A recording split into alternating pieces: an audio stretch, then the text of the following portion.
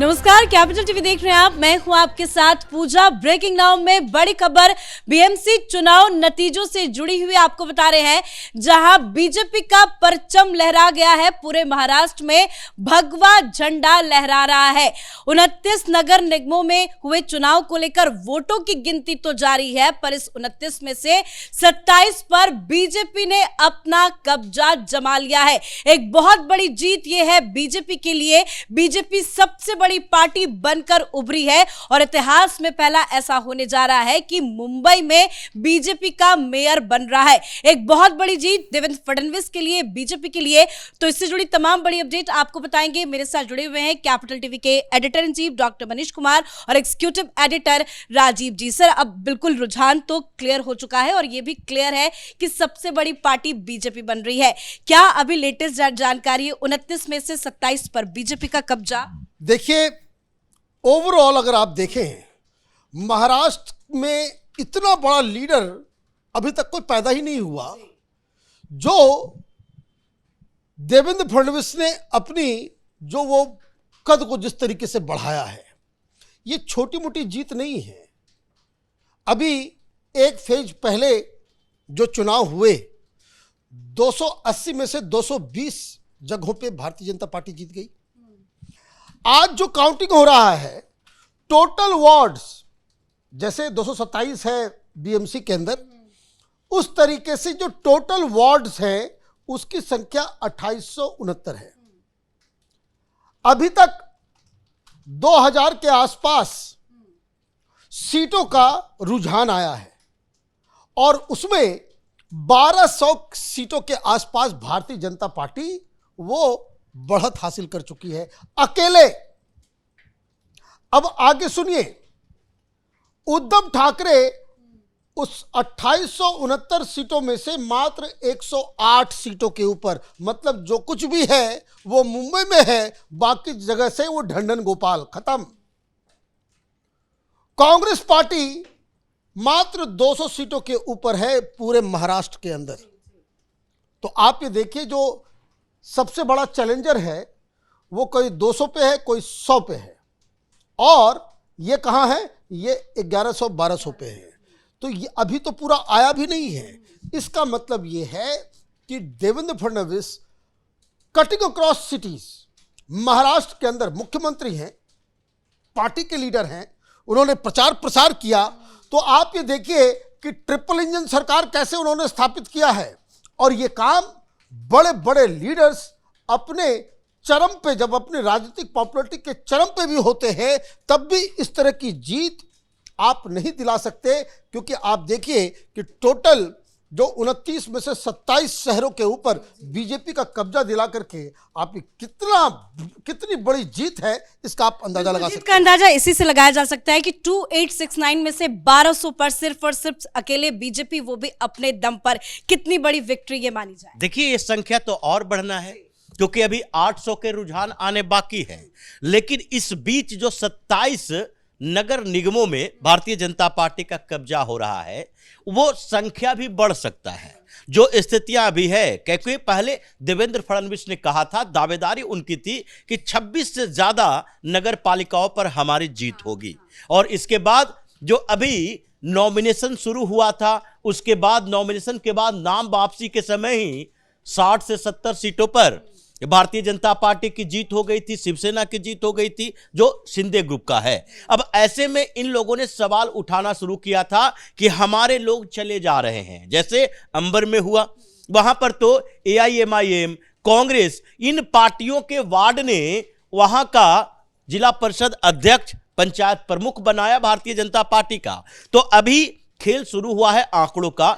Anti defection कानून काम करता नहीं, और अभी जो भारतीय जनता पार्टी का दिख रहा है 1200-1300, यानी 50% से ज्यादा इनके पास वार्ड मेंबर हो चुके हैं और अलग अलग शहरों में हैं। ये बीएमसी में भी भारतीय जनता पार्टी सबसे बड़ी पार्टी है, उसके बाद पुणे में भी है, नागपुर में भी है। और शरद पवार की स्थिति ऐसी हो गई कि पुणे जैसे जगह पर जो उनका ठीक ठाक पकड़ वाली जगह थी, वहां भी वो सफाया होते चले जा रहे हैं। अजीत पवार का भी कोई दूर दूर तक दिख नहीं रहा, प्रेजेंस दिखाई पड़ रहा है बस। लेकिन इसीलिए ये जो पूरे महाराष्ट्र निकाय चुनाव है, जो सबसे नीचे की कड़ी है ये डेमोक्रेसी का, और उसमें लोग एक दूसरे को जानते पहचानते जुड़े हुए रहते हैं, और वहां पर अगर इस तरह की विक्ट्री मिल रही है तो इसका मतलब है नैरेटिव महाराष्ट्र में बदल चुका है। विधानसभा से पहले लोकसभा चुनाव में इन लोगों ने जो नैरेटिव सेट किया था वो बदल चुका है। विधानसभा चुनाव से अब तक लगातार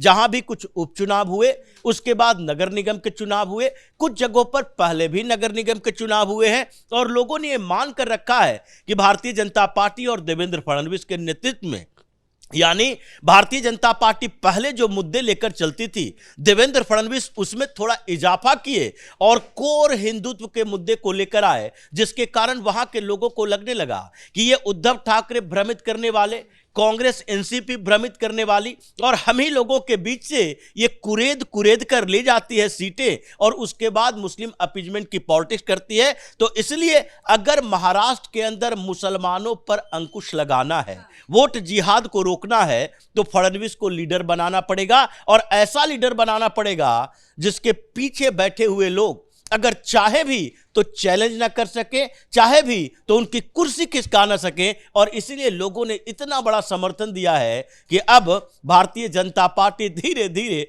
महाराष्ट्र में ऐसी पार्टी बनकर उभरने वाली है जो 2029 का परिणाम अभी दिखाई पड़ेगा। नो डाउट, और फडणवीस ने मेहनत भी की है सर। मुंबई पे तो सभी की नजर टिकी थी, और नो डाउट ऐतिहासिक रिजल्ट है, मुंबई पर पहली बार बीजेपी का कब्जा। लेकिन बाकी बड़े शहरों की बात करें, नागपुर, वहां भी देवेंद्र फडणवीस गए, वहां पे उन्होंने बाइक रैली निकाली, पुणे में भी उन्होंने कई बार दौरा किया। ये जो बड़े शहर हो, यहाँ से कैसे शिवसेना का वर्चस्व को खत्म करने में बीजेपी कामयाब हो गई? देखिए देवा भाऊ, मैंने कहा कि वो महाराष्ट्र के अब तक के सबसे बड़े लीडर के बन के उभरे हैं। और ये मैं क्यों कह रहा हूं, ये जो नतीजे आ रहे हैं, ये 2869 सीटों में 1200 भारतीय जनता पार्टी पे, मतलब आपने अपना वर्चस्व तो साबित कर ही दिया, लेकिन साथ ही साथ आपने क्या किया, आपने महाराष्ट्र के अंदर बाला साहब ठाकरे का जो उत्तराधिकारी कौन है उस सवाल का भी जवाब दिलवा दिया जनता के द्वारा। क्यों? क्योंकि अगर आप देखिए कि आप मुंबई के अलावा जो बाकी सीटों के ऊपर, तो जो शिवसेना शिंदे गुट है वो 283 सीटों के ऊपर जीत रही है, और उद्धव ठाकरे 108 पे जाकर के लटक गए हैं। मतलब बाला साहब ठाकरे तो पूरे महाराष्ट्र के लीडर थे, तो आप ऑटोमेटिक सी बात है कि भाई ये कौन है इस पार्टी का उत्तराधिकारी। आपने मनसे को 12 पे जाकर के रिस्ट्रिक्ट कर दिया, टोटल पूरे महाराष्ट्र में 12, 6 मुंबई में और 6 पूरे महाराष्ट्र में, आपकी सारी हेकड़ी निकल गई, आपको रिडंडेंट कर दिया।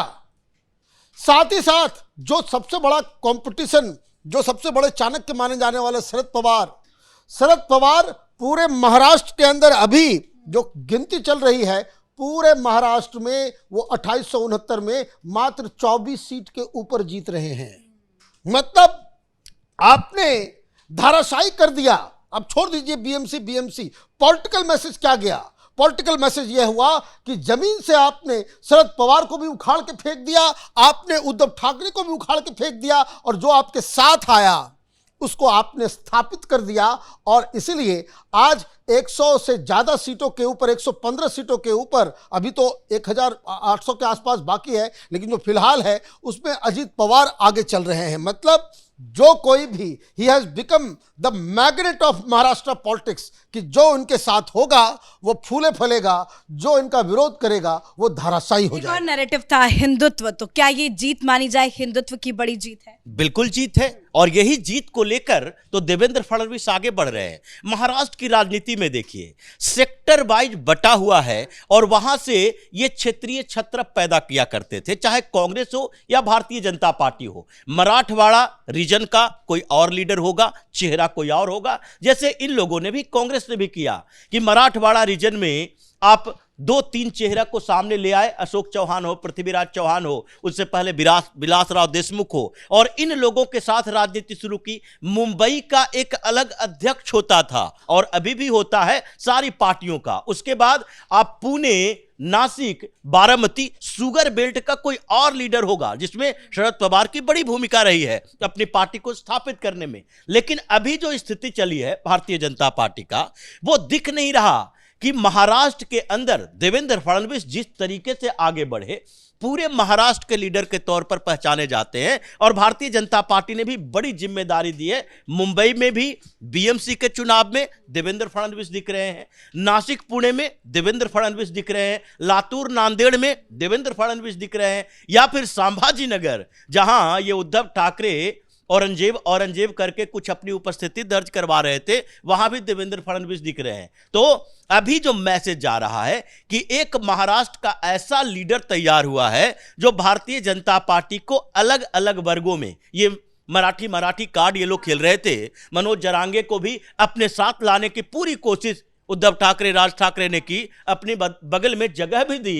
लेकिन हुआ क्या, ये मराठी आंदोलन, ओबीसी का आंदोलन चलता रहा, लेकिन हुआ क्या, विधानसभा चुनाव में दिखा दिया गया कि महाराष्ट्र में हिंदुत्व चलेगा, जाति नहीं चलेगी। हिंदुत्व की बात होगी, जातियों की बात नहीं होगी। रीजनल जो पॉलिटिक्स ये लोग करते थे कि महाराष्ट्र, मुंबई का मतलब है बाहरी लोगों को भगाओ, मुंबईकर की बात होगी, वो नहीं होगी। होगी बात तो केवल हिंदुत्व की, जो बाला साहब ठाकरे भी किया करते थे। और इसीलिए देवेंद्र फडणवीस में मिक्स चीजें दिख रही है। एक अच्छे संगठन के कार्यकर्ता, नेता के तौर पर, संघ का बैकअप वाले वो नेता जो नीचे तक जुड़े हुए हैं, संघ के कार्यक्रमों में जाते हैं, अभी भी वो संघ के गीत गाते नजर आते हैं। और दूसरी तरफ वो महाराष्ट्र में एडमिनिस्ट्रेटर के तौर पर सीधे तौर पर कहते हैं अजीत पवार हमारी पार्टी के साथ गठबंधन किए हुए हैं, कोई फर्क नहीं पड़ता।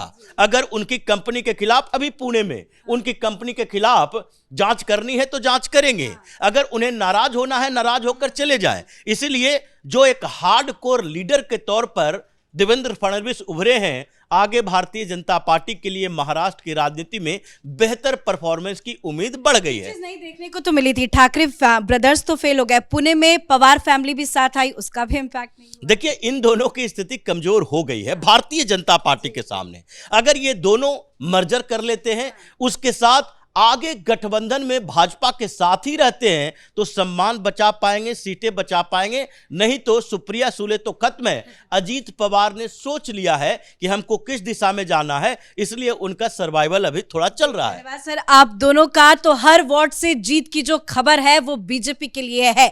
बीजेपी की जबरदस्त जीत हुई है। हालांकि वोटों की गिनती जारी है 2869 पे। अभी जो नतीजे हैं उस पे लेटेस्ट अपडेट ये है कि 1200 से ज्यादा में बीजेपी सिर्फ अपने दम पर जीत हासिल कर रही है। तो ये जीत बीजेपी की है, साथ ही देवेंद्र फडणवीस की भी ये बड़ी जीत मानी जा रही है। इस खबर में इतना ही। देखते रहिए कैपिटल टीवी। नमस्कार।